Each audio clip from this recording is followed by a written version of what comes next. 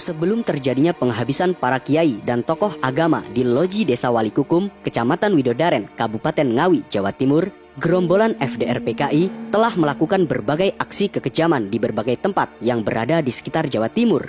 Salah satunya terjadi di Loji Pabrik Gula Rejosari yang berada di Magetan, Jawa Timur, yang mana serangkaian kejadian kejam ini FDR PKI telah menghabisi 200 orang yang terdiri dari para kiai, ulama, dan polisi dengan mengumpulkan para korban dalam satu tempat dan memberondong mereka dengan membabi buta. Dengan cara yang licik, para gerombolan FDR PKI membuat undangan palsu terhadap para korban untuk mengumpulkan mereka semua dan menghabisinya dengan sangat kejam.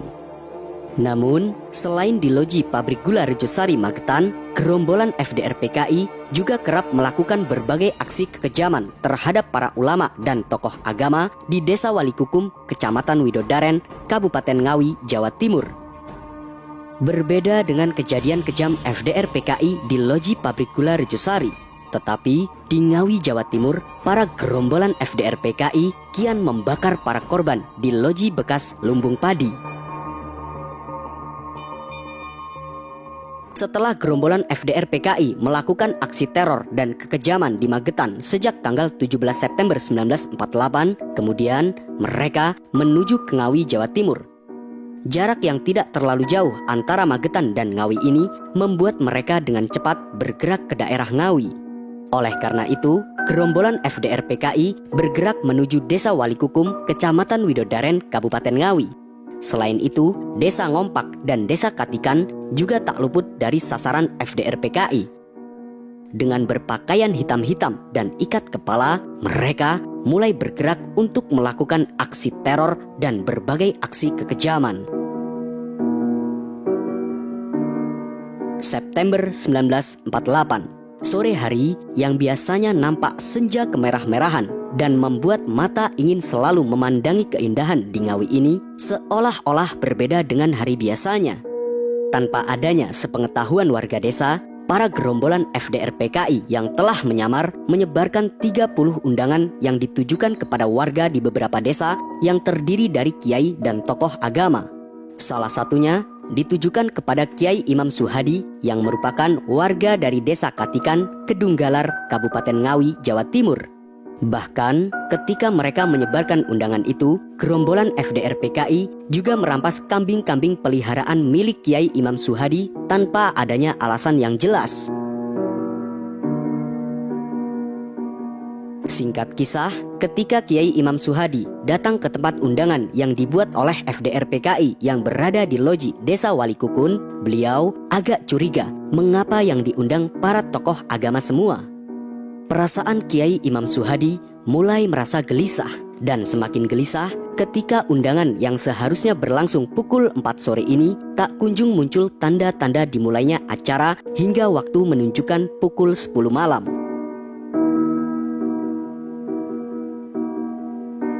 Waktu terus berjalan, para tamu undangan dibuat semakin gelisah ketika FDR PKI menyuruh warga desa setempat untuk mengumpulkan kayu bakar yang ditumpuk setinggi atap. Tumpukan kayu bakar itu ternyata dikumpulkan di sebuah loji tempat para tamu undangan atau para korban berada. Tatkala hari semakin malam, orang-orang yang berada di dalam loji sudah mulai merasa kelaparan dan kebingungan.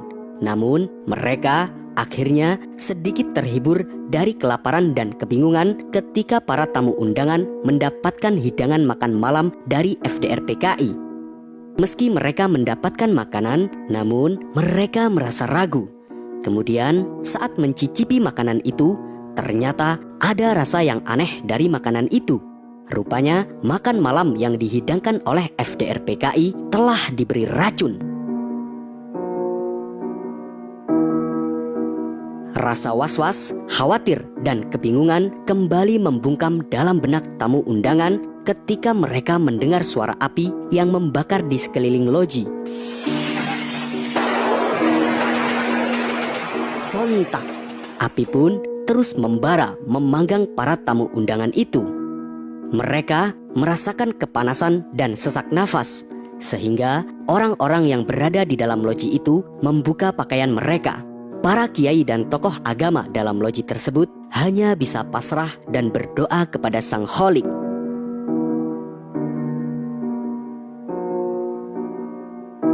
Beberapa saat kemudian, mereka nekat dan mendobrak pintu loji yang ditutup rapat dengan rantai.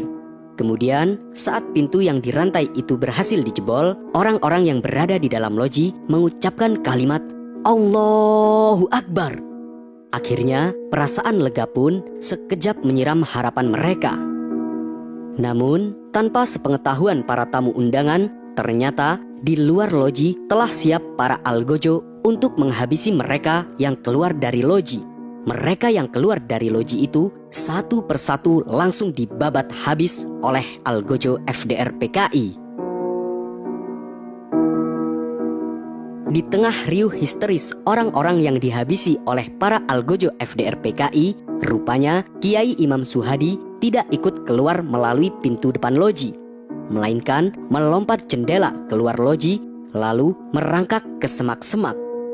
Nalurinya untuk bertahan dan menyelamatkan diri begitu kuat. Kiai Imam Suhadi ini bersembunyi dengan berendam di sebuah sungai tempat memandikan kerbau selama semalaman. Dengan hanya mengenakan celana pendek dan demi bertahan dari kekejaman para FDR PKI, Kiai Imam Suhadi ini rela menahan dinginnya air. Pagi harinya, dirasa situasi aman dan reda, beliau melanjutkan pelarian. Dengan hanya mengenakan celana pendek dan badan yang masih menggigil, setibanya di rumah, istri dan anak Kiai Imam Suhadi terkejut melihat keadaannya. Beliau hanya terdiam dan tidak sepatah kata pun keluar. Bahkan Kiai Imam Suhadi tidak berani keluar rumah. Seminggu kemudian, setelah kejadian mengerikan itu, beliau menceritakan kejadian di loji malam itu dengan penuh tarian kelewang berdarah. Akibat kekejaman yang dilakukan oleh pasukan FDR PKI yang menghabisi para tawanan di loji Desa Walikukum, Kecamatan Widodaren, Kabupaten Ngawi, Jawa Timur ini, 29 dari 30 kiai dan tokoh agama meregang nyawa dengan sangat tragis.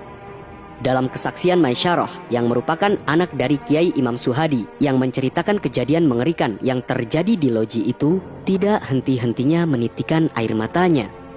Ia menceritakan kejadian yang dilakukan oleh FDR PKI dengan tatapan yang penuh dengan kesedihan.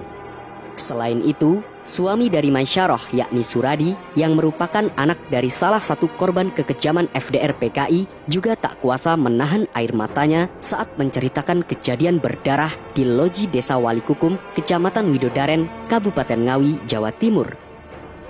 Suara Suradi yang tercekat menahan tangis mengingatkan bunyi cericit burung walet yang bersautan di loji tua Desa Walikukum. Cuitan burung-burung itu seolah ikut merasakan kepedihan dan juga jerit para korban yang dibakar dan disembelih oleh FDR PKI di malam kejam itu.